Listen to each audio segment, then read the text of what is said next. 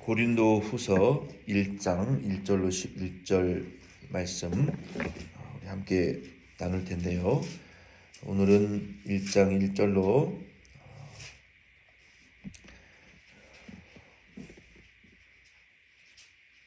3절 말씀까지만 같이 말씀 은혜 나누겠습니다.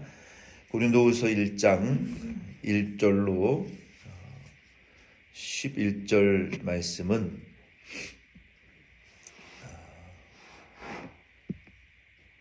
우리 하나님의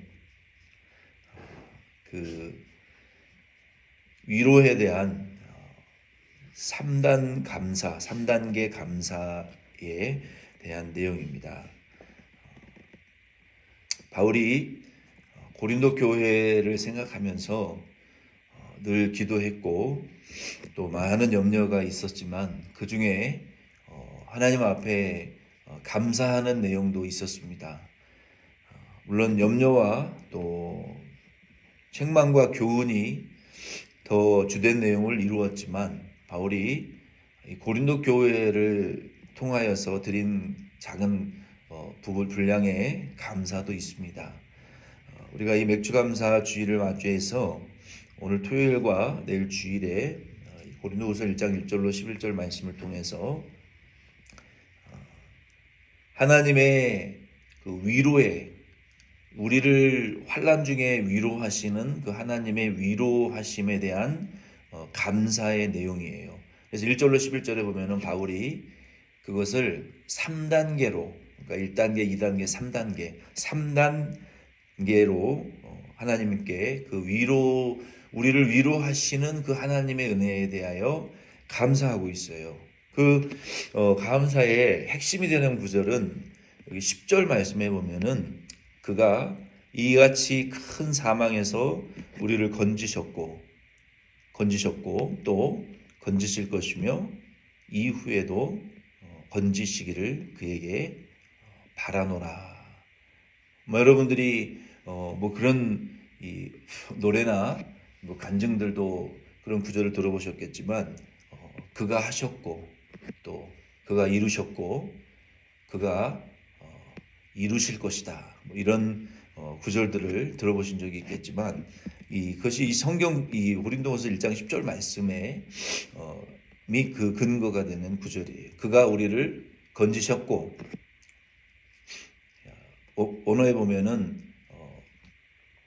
현재 완료로 표현되어 있어요. 그냥 단순히 과거로 끝난 것이 아니라 과거에서부터 지금까지 계속 우리를 현재까지도 그 시점이 역사가 미치고 있는 건지셨고라는 표현으로 과거에부터 지금까지도 한번 일어나 건져주시고 끝난 것이 아니라 건져주심의 역사가 과거로부터 지금까지 오늘까지도 계속 내게 영향을 미치고 있는 그 하나님의 위로하심이 첫 단계 1단계예요. 그리고 그가 우리를 건지실 것이며 미래 시제로 그리고 이후에도 미래 이제 완료의 시점으로 그 이후에도 건지시기를 바란다. 이게 얼마나 은혜가 넘치고 믿음이 충만한 고백인지 몰라요. 그가 우리를 과거에서부터 지금까지 우리를 건져와 주셨고 앞으로도 건지실 것이고 그 이후에도 우리를 건져 주실 것을 우리가 간구한다라고 바울이 고린도 교회를 통해서 하나님의 위로하심을 감사했던 것처럼 우리 덴버전 장로교회도 이 맥주감사 주일을 기점으로 하나님께서 우리를 건져 주셨고 앞으로 건져 주실 미래에 반드시 건져 주실 것이고 그리고 더 먼 미래의 시점에도 하나님의 위로로 우리를 구원해 주시기를 우리가 간구한다, 감사한다라고 고백하실 수 있는 저와 여러분 꼭 될 수 있기를 예수님의 이름으로 부탁을 드립니다. 이것이 우리가 맥주감사 주일에 함께 나누고자 하는 이 은혜의 핵심이 이 구절이에요. 그 제목이기도 하고 1절로 2절 말씀해 보면은 바울이 동역자 디모데와 함께 고린도 교회와 그 고린도 교회 지역의 성도들에게 문안을 하고 있습니다. 하나님의 뜻으로 말미암아 그리스도 예수의 사도된 바울과 형제 디모데는 고린도에 있는 하나님의 교회와 또 온 아가야에 있는 모든 성도들에게 하나님 우리 아버지와 주 예수 그리스도로부터 은혜와 평강이 있기를 원하노라. 바울이 우리 주 예수 그리스도와 우리 주 예수 그리스도의 아버지라고 하나님을 소개하고 있죠. 그리고 하나님은 자비로우신 분이시고 또 3절까지 보면은 찬송하리로다 그는 우리 주 예수 그리스도의 하나님이시요 자비의 아버지이시요 모든 위로의 하나님이시며 라고 하나님을 소개하면서 고린도 교회를 향해서 인사와 평강을 은혜를 지금 전하고 있습니다. 바울이 이 본문 말씀을 통해서 하나님에게 3단계로 그 위로하심을 찬양했던 것처럼 우리도 하나님의 이 위로하심의 은혜를 우리가 깊이 깨닫고 감사하실 수 있기를 바랍니다. 3절부터 11절에 바울이 세 가지로 하나님의 위로를 감사했는데요. 오늘은 우리가 3절 한 절 말씀만 함께 나누기를 원합니다. 첫 번째 우리가 하나님께 감사해야 될 것은 모든 위로의 하나님을 찬송하리로다라고 말했어요. 그래서 우리가 하나님을 찬송해야 되는 것은 우리를 위로하시는 하나님이시기 때문에 우리가 찬송할 수 있어야 돼요.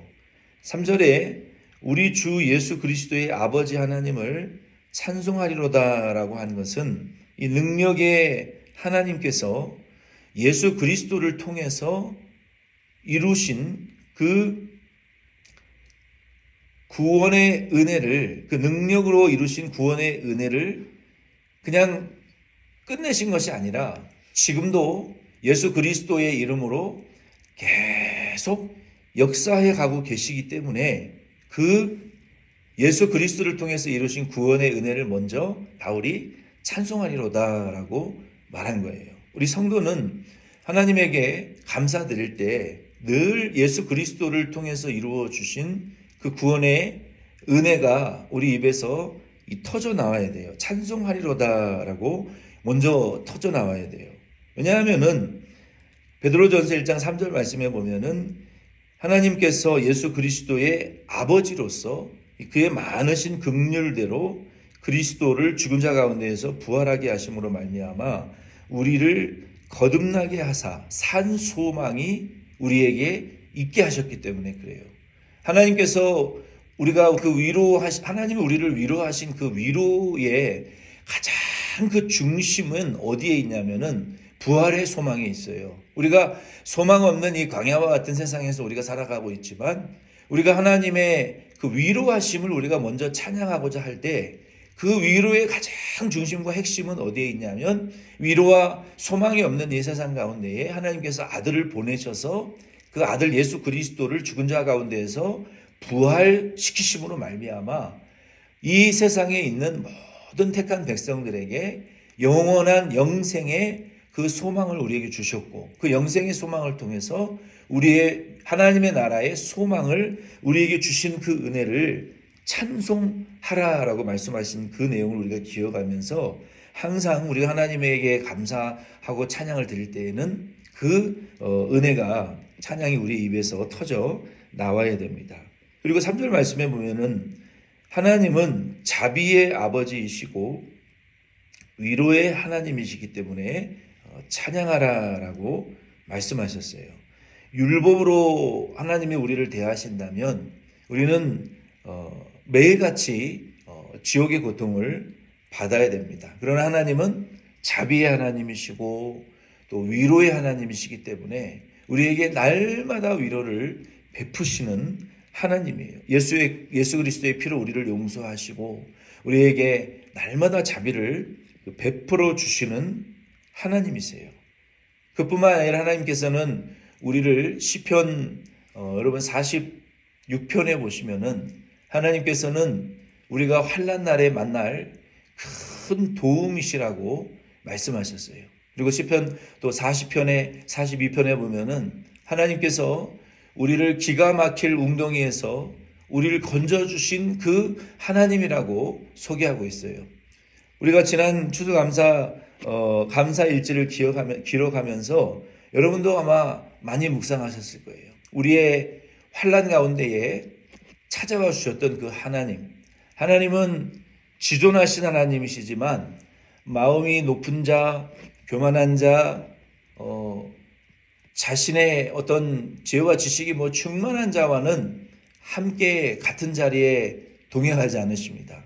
근데 사람들은 신분이 높고 지위가 높고 아주 높은 지위에 있는 사람들과 함께 밥 먹기를 좋아하고 함께 앉아서 대화 나누기를 좋아하죠. 그러나 하나님은 누구와 함께 한 자리에 앉아 계시고 누구와 함께 대화를 나누기를 좋아하시냐면 마음이 상한 자, 지존무상하시고 거룩하신 하나님이시지만 하나님은 마음 상한 자와 한 자리에 앉아 있기를 좋아하시는 하나님이라고 말씀하셨어요.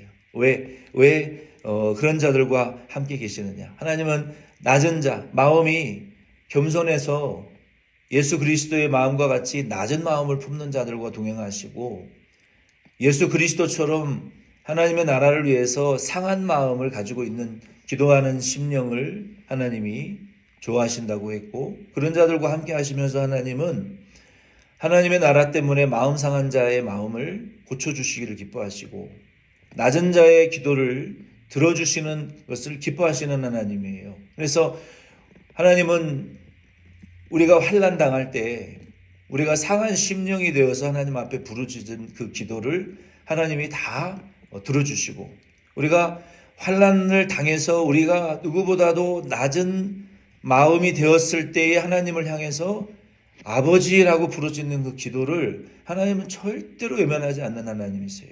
우리도 지난 반년간 혹은 우리의 삶에 환난 당할 때 하나님이 나에게 내가 부르짖는 기도에 어떻게 우리의 그 기도에 하나님이 우리 기도에 귀를 기울여 주셨고 하나님이 기가 막힐 웅덩이와 같은 정말 기가 막혀서